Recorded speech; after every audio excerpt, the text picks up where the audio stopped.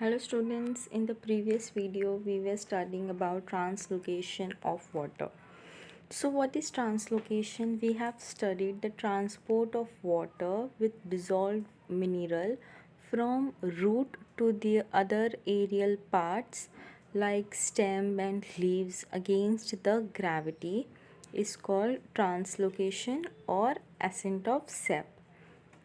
Then we have studied that this theory includes vital force theory, relay pump theory, physical force theory, root pressure theory, etc. We shall consider following three theories. We have stopped in the yesterday's video till here. Today we will study about the theories कि कौन कौन सी theory involve थी जो prove कर सकी कि translocation of water सच में है. Okay, then coming to the next slide, हमारी फर्स्ट थियोरी है रूट प्रेशर थियोरी और else we can say vital theory. We all know what is root pressure, right.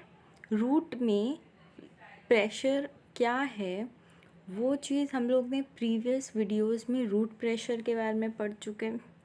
तो according to this theory the activity of living cells of root the activity of living cells of root is responsible for translocation of water. The activity of living cell, इससे क्या समझता है हमको कि जो living cell की activity है, activity क्या है उनकी, यही ट्रांसलोकेशन, यही उनका ये जो वाटर है वो लोग ट्रांसलोकेट कर रहे हैं, ये उनकी एक्टिविटी है. तो ये होती है only because of translocation of water. J. Priestley proposed this theory. इनका नाम है, सो हम लोगों को इन लोगों के नाम याद रखना इम्पोर्टेंट है. Okay, J. Priestley proposed this theory. When a stem of potted plant is cut, जब एक potted plant का स्टेम्प कट किया गया few inches above the soil, clear, by a sharp knife.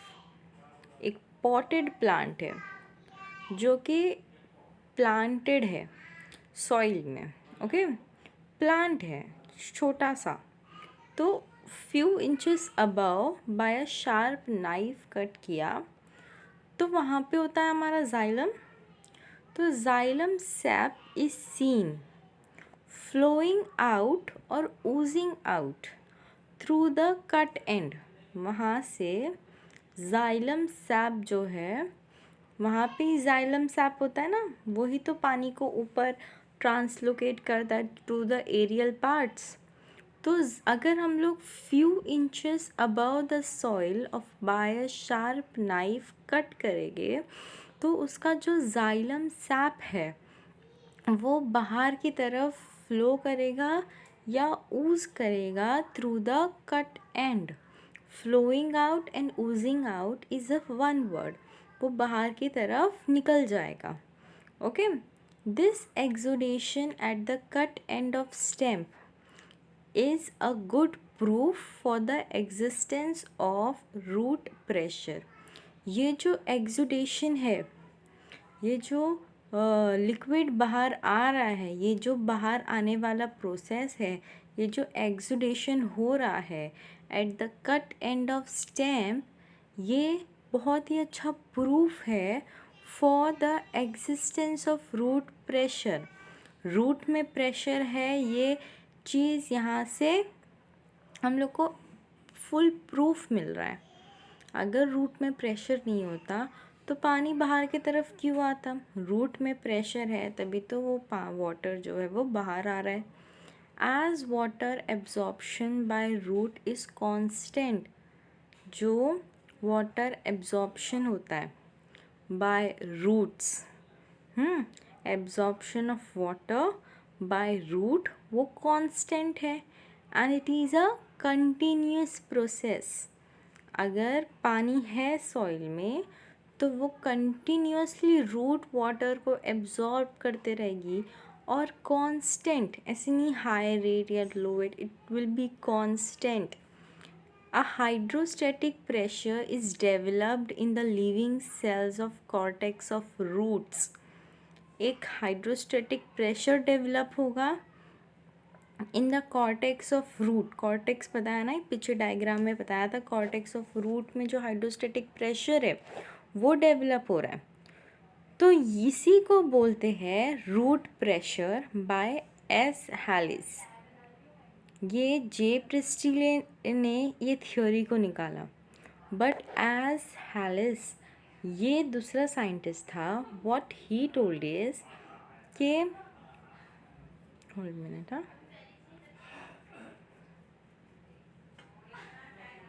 Okay, तो ये जो एच हैलिस था, he told that के it is due to root pressure water along with dissolved mineral is not only forced into xylem but it is also conducted upward against the gravity। ये जो hydrostatic pressure है इसी को S Halley's ने root pressure के नाम से termed किया।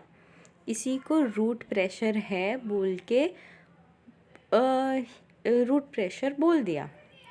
अब ये रूट प्रेशर क्यों है? It is due to root pressure water along with dissolved mineral. ये हम लोग पहले भी पढ़ चुके हैं when we were studying about root pressure. ये रूट प्रेशर के वजह से ही जो वाटर है along with dissolved minerals, it is not only forced into xylem but it is also conducted upward against the gravity। वो ग्रेविटी के against जाके ऊपर पूरे एरियल पार्ट्स को भी वो वाटर और डिज़ोल्व मिनरल्स वाला हर एक चीज़ वो पास करता है। इसी वजह से लीव्स, फ्लावर्स, स्टेम, फ्रूट्स, हर ये चीज़ें ग्रो हो रही है। Flowers, everything is growing. अगर उनके पास न्यूट्रिशन नहीं होगा, वाटर नहीं होगा, then how they will grow? So this is the root pressure due to which water along with dissolved mineral is not only forced into the xylem but it is also conducted upward against the gravity। Clear हो गया ये point? Then root pressure seems to be largely an osmotic phenomenon and its development is an active process। Root pressure जो है वो एक largely N osmotic phenomena है और उसका डेवलपमेंट जो है वो एक्टिव प्रोसेस है। Okay, what is active process? Okay, active process क्या है? एक्टिव प्रोसेस मतलब वो रूट प्रेशर कॉन्स्टेंटली मेंटेन्ड है, एक्टिव है। ओके, तभी तो वो नीचे से ऊपर की तरफ जाता है। और जो वैल्यू होता है रूट प्रेशर का वो +1 to +2 बार्स में होता है, which is enough to pump water to a height of 10 to 12 metres. Okay, ये उसकी एनर्जी है +1 to +2 बार्स, और ये इनफ है to pump water to a height of 10 to 12 metres. 10 to 12 metres वाले प्लांट की बात कर रहे हैं हम लोग। Then the factors like oxygen, moisture, temperature of soil, salt content etcetera influences the root pressure.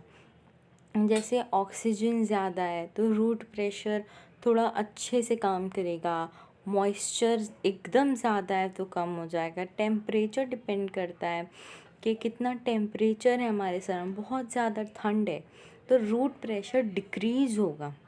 अगर नॉर्मल टेम्परेचर है तो root pressure will be also normal, but अगर बहुत ज़्यादा हाई है टेम्परेचर तो टेम्परेचर वहाँ पे भी हमारा रूट प्रेशर डिक्रीज़ होगा, बिकॉज़ फिर उस टाइम पे वाटर की कंटेंट बढ़ाना पड़ेगा, रूट प्रेशर का काम बढ़ जाएगा। फिर सॉइल कंटेंट कितना है सॉइल में वो भी इम्पॉर्टेंट है। ये सारी चीज़ें इन्फ्लुएंस करती है रूट प्रेशर को। So here we have studied, ये सारे फैक्टर्स अभी अपने क्लियर हो गए। देन ये है experiment to demonstrate root pressure.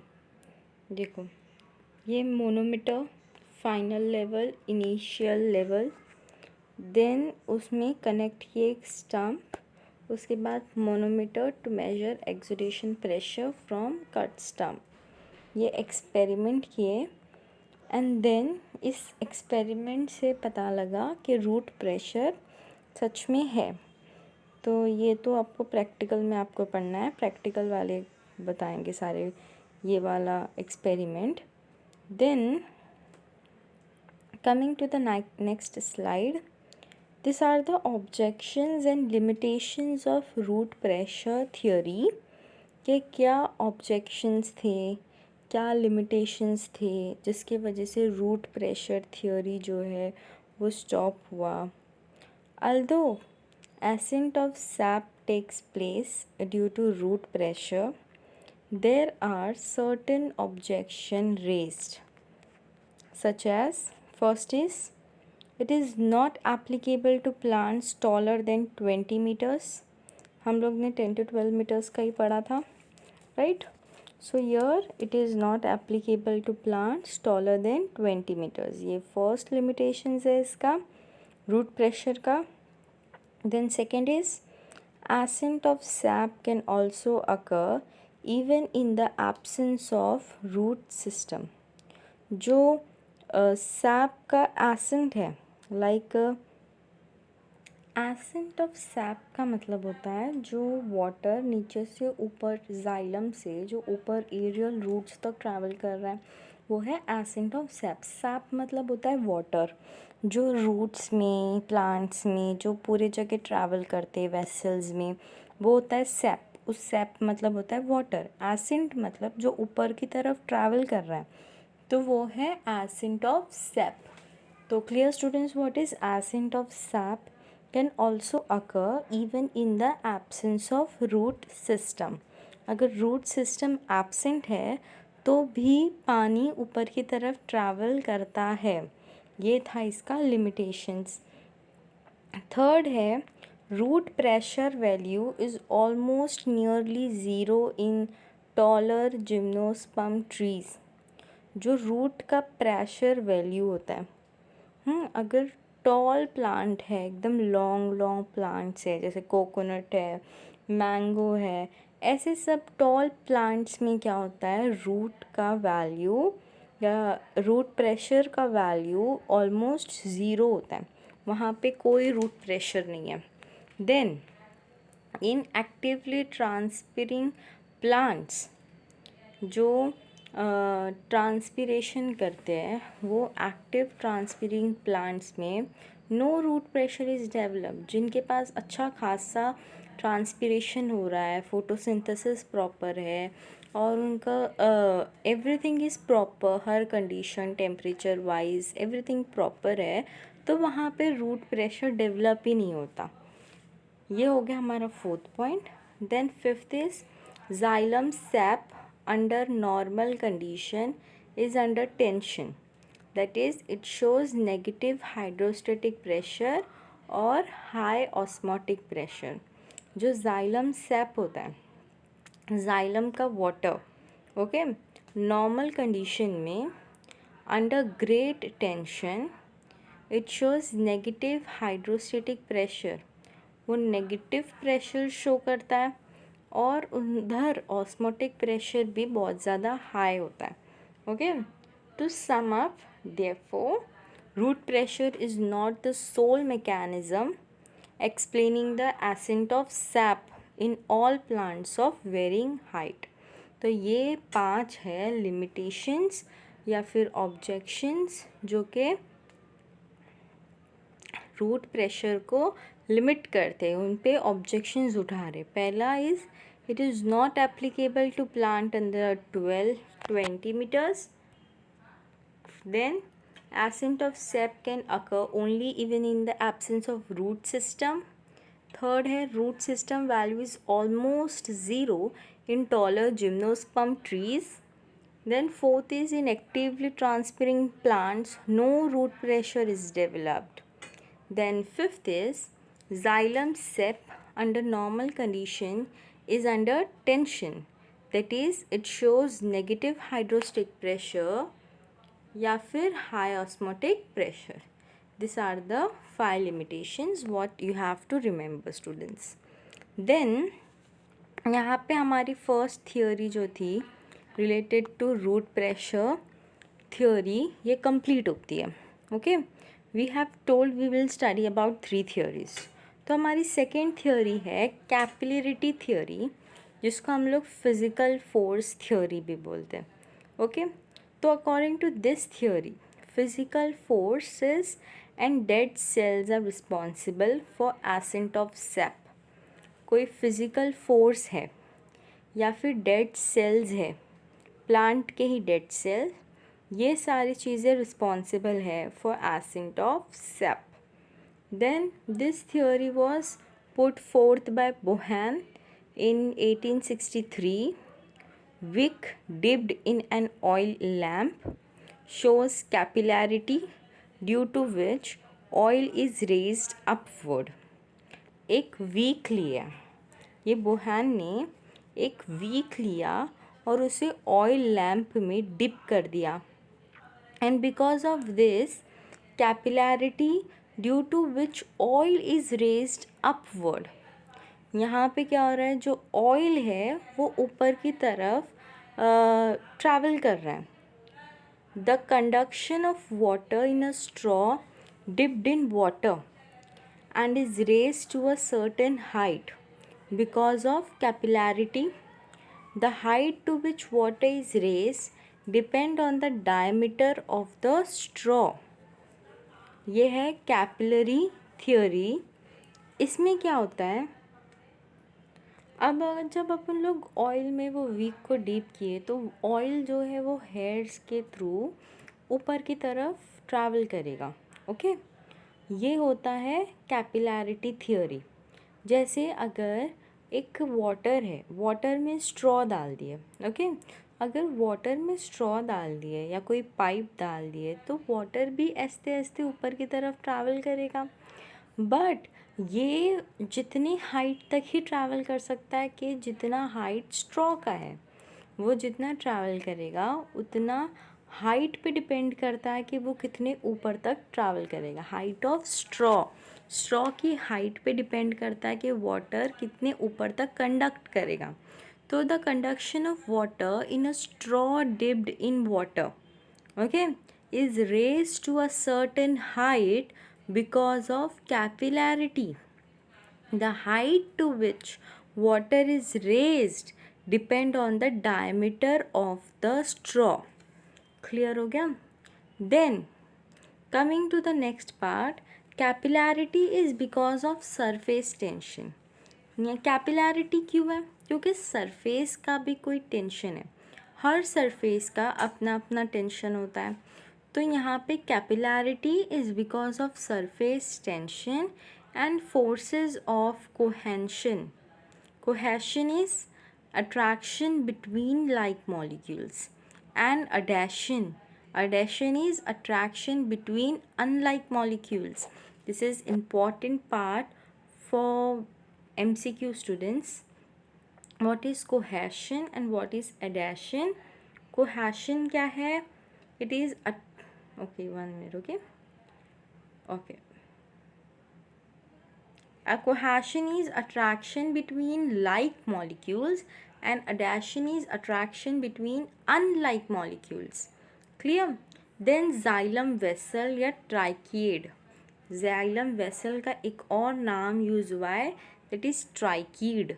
With its lumen is comparable with straw.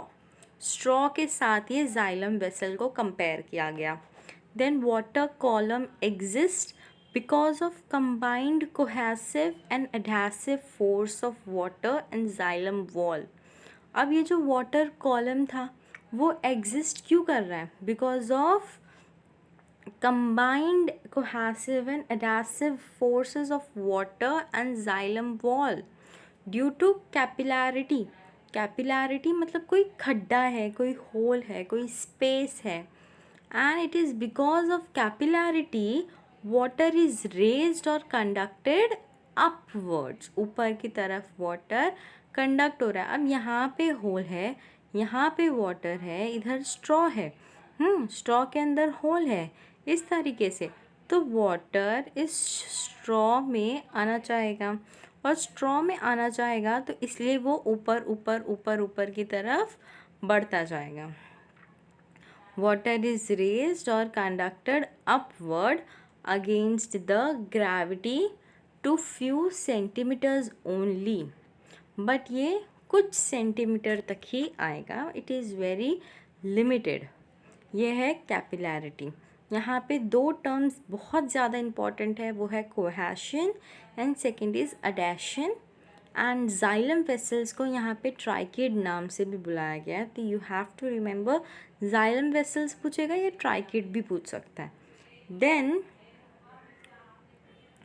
Coming to objection limitation of capillarity theory. Okay, अभी जैसे हम लोग ने रूट प्रेशर के ऑब्जेक्शंस और लिमिटेशंस पढ़े, वैसे हम लोग कैपिलैरिटी थ्योरी के भी ऑब्जेक्शंस पढ़ेंगे.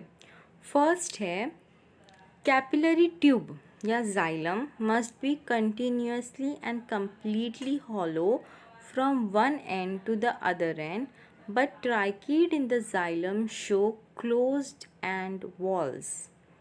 पहला क्या ऑब्जेक्शन है कि जो कैपिलरी ट्यूब्स है, जाइलम है, वो कंटिन्यूसली एंड कम्प्लीटली, हमेशा कंटिन्यूसली का मतलब और कम्प्लीटली हॉलो पार्ट जो है उसका वो एक तरफ से पूरे तरीके से ट्राइकिड में या फिर वाटर में वेर एवर पानी है जहाँ पे उधर वो डिप होना चाहिए. But tracheid is xylem vessel. In the xylem show closed end walls. But xylem vessels में बहुत ही narrow है end walls उनके.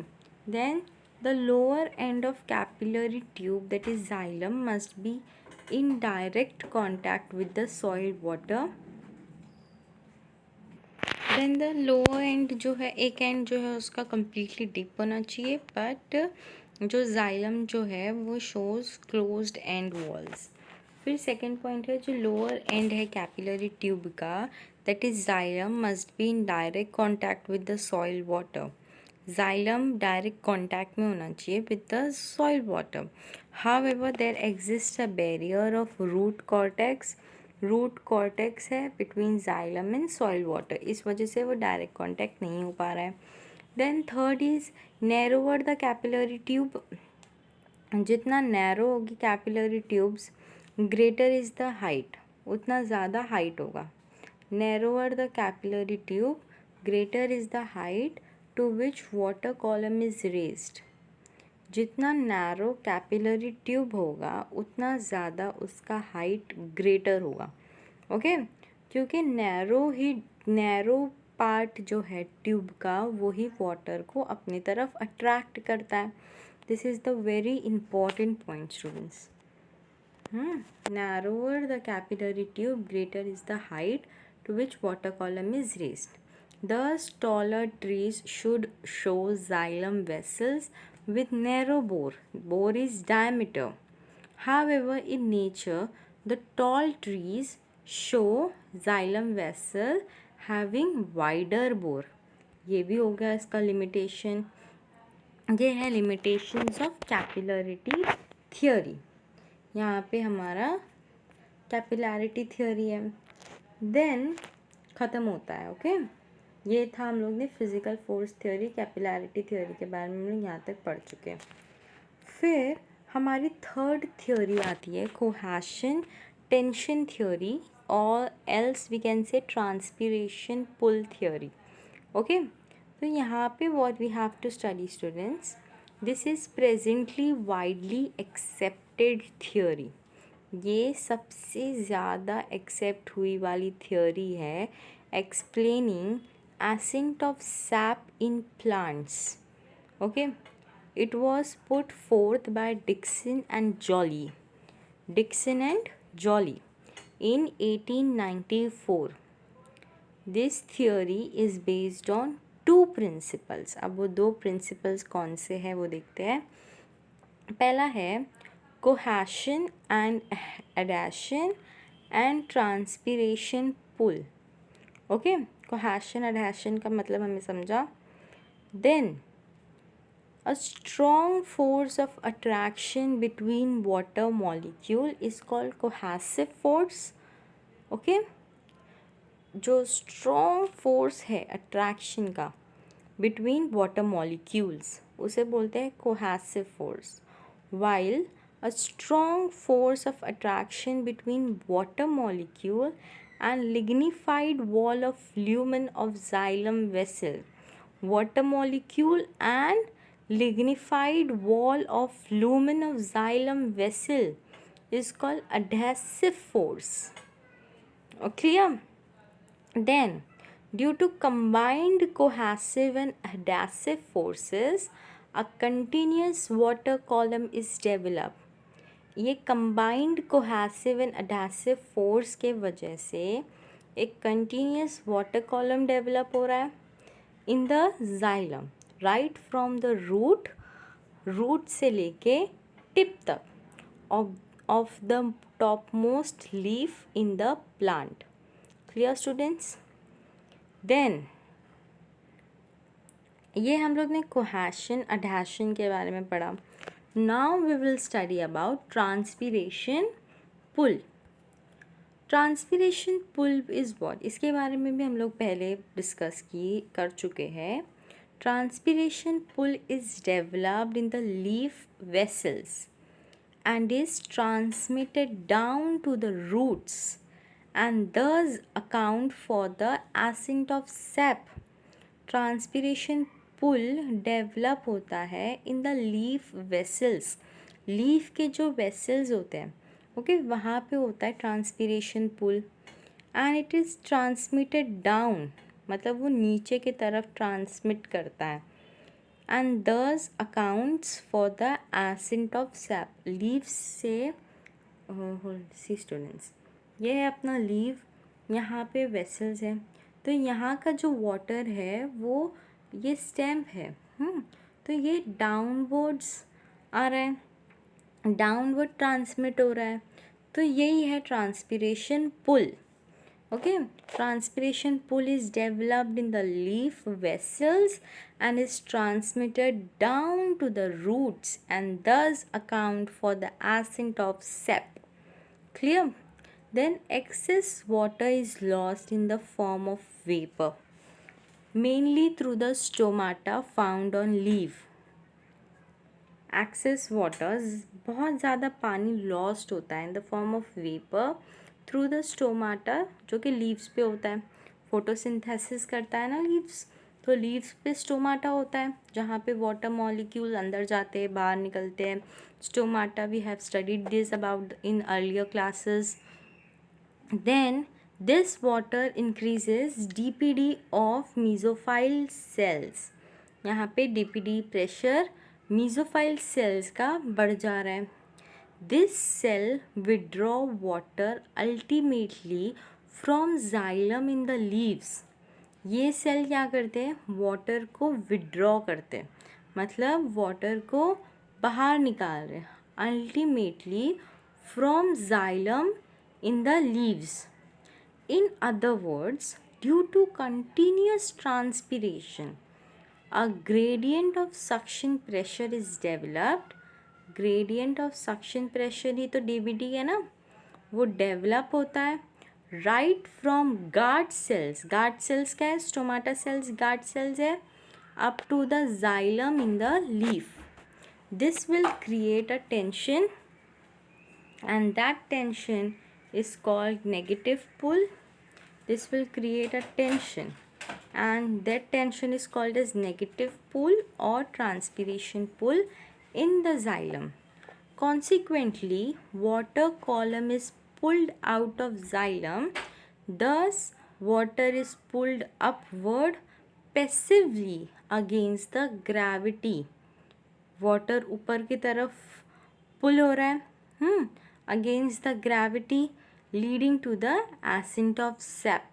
पहले नीचे की तरफ आया, नीचे की तरफ जब आया तब वो ऊपर की तरफ पुल हो रहा है.